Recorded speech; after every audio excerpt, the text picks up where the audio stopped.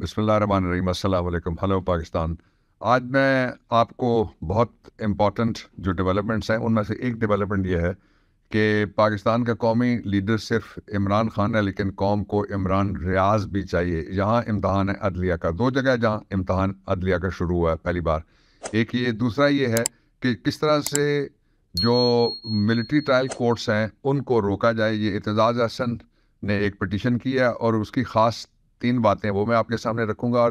और अगला ये कि जस्टिस मोहसिन कियानी हैं जो इस्लामाबाद हाई कोर्ट के जज हैं, उनका मीडिया ट्रायल कल से शुरू किया गया है। उसके हवाले से वकीलों का क्या मौक़िफ़ है। और मेरा भी एक यार है और वो आफरीदी है शहर यार, लेकिन वो यारों का यार निकला। उसकी गिरफ्तारी के हवाले से और शहर यार आफरीदी के हवाले से मैं थोड़ी सी गुफ्तगू आज आपके सामने रखना चाहता हूँ। लेकिन सबसे पहले चलते हैं कराची, जहाँ पे जो मेयर का इलेक्शन हुआ उसके बाद एक बड़ी दिलचस्प सूरत हाल पैदा हो गई है। पीडीएम का इम्तहान शुरू हो गया है नया। जो मुस्लिम लीग नून है वो इलेक्शन में धांधली चाहती है, लेकिन उतनी नहीं चाहती जितनी कराची के मेयर के इलेक्शन में धांधली हुई है। अब जो उनके दरमियान बहस है, इसी तरह चोर जब तकसीम करते हैं माल तो कौन ज़्यादा लेगा कौन कम लेगा।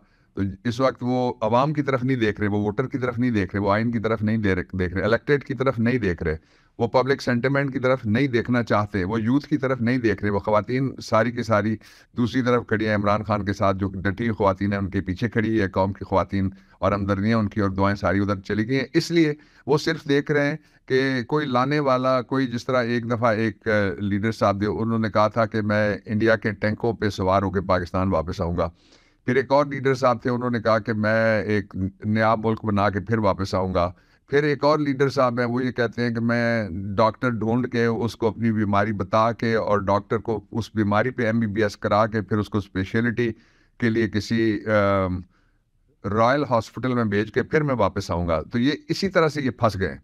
अब जो फंसे हैं वो मैं एक एक करके गिनना शुरू करता हूँ। सबसे पहले जो जस्टिस मोहसिन अख्तर कियानी के खिलाफ मीडिया ट्रायल के लिए एक फॉल्स फ्रिवलस बेसलेस किस्म का मीडिया ट्रायल करने के लिए, और उसकी वजह बड़ी ज़ाहिर है। वजह यह है कि वो जो ह्यूमन राइट्स के हवाले से बड़े एक्टिव है वो हैं, बाकी जजेस भी हैं इस्लामाबाद हाई कोर्ट के, और लाहौर हाई कोर्ट के जजेस भी बड़े एक्टिव हैं। बाकी जगह से भी अच्छी खबरें मिलती रहती हैं, और कुछ खबरें ऐसी हैं जिनसे कौम मायूस होती है, ख़ासतौर पर सुप्रीम कोर्ट ऑफ पाकिस्तान के हवाले से जो नया इस वक्त माहौल बना हुआ है उसमें जो सिर्फ सब्र की तलकीन है, वो एक आईनी इदारे की तरफ से लोगों को कहा जाए कि सब्र से और हिकमत से चलें। हिकमत और सब्र तो अपनी जगह होता है, लेकिन जो आइन में लिखा होता है वो अपनी जगह, वो नाकाबिले तनसीख होता है, वो नाकाबिले कंप्रोमाइज अनकम्प्रोमाइजिंग होता है, वो ऑर्गेनिक होता है, वो फ्यूचरिस्टिक होता है, उसमें कौम की जिंदगी होती है, उसमें मुल्क की शरग होती है, इसलिए उसको सबसे ऊपर रखना चाहिए।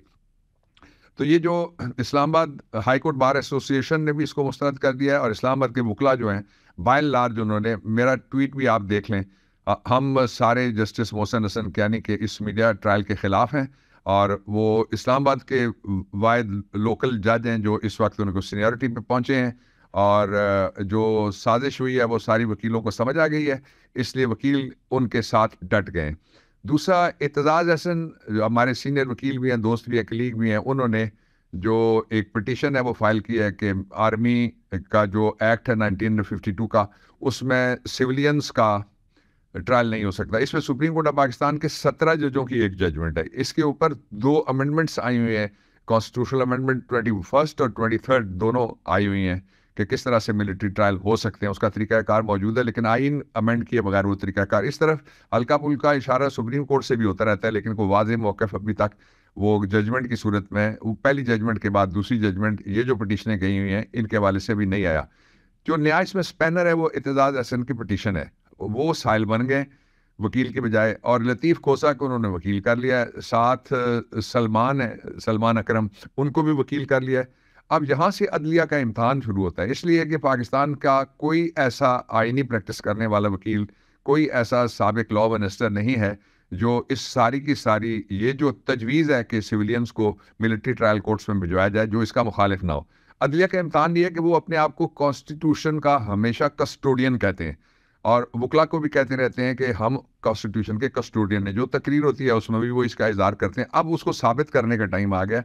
ये इम्तहान हो गया अदलिया का। दूसरा इम्तहान है अदलिया का, जो कौम को वो इमरान रियाज चाहिए, उसकी प्रोडक्शन के बारे में अभी तक कोई इफेक्टिव या उसके हाउ नो और उसकी जानकारी के वो कहाँ हैं, उनकी सेहत कैसी है, वो हैं भी या नहीं है, अल्लाह ना करे। लेकिन ये सारा कुछ लोग जानना चाहते हैं और इसी पे एक ट्रेंड है, वो है कौम को इमरान रियाज चाहिए।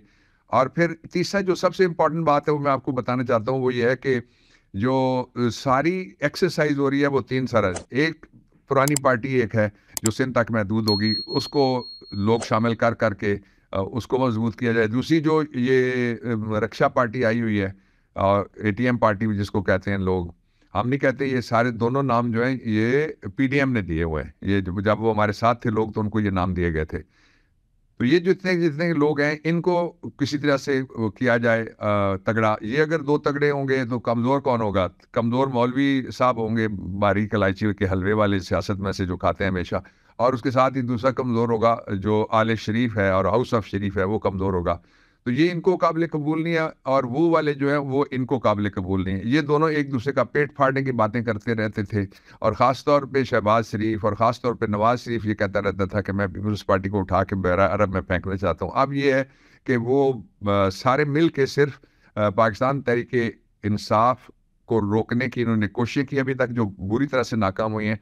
और जो सिल्वर लाइनिंग है वो मैं आपके सामने रखता हूँ कि वो सिल्वर लाइनिंग ये है कि ये कोशिशें अब किसी तरीके से भी बराबर साबित नहीं हो सकती।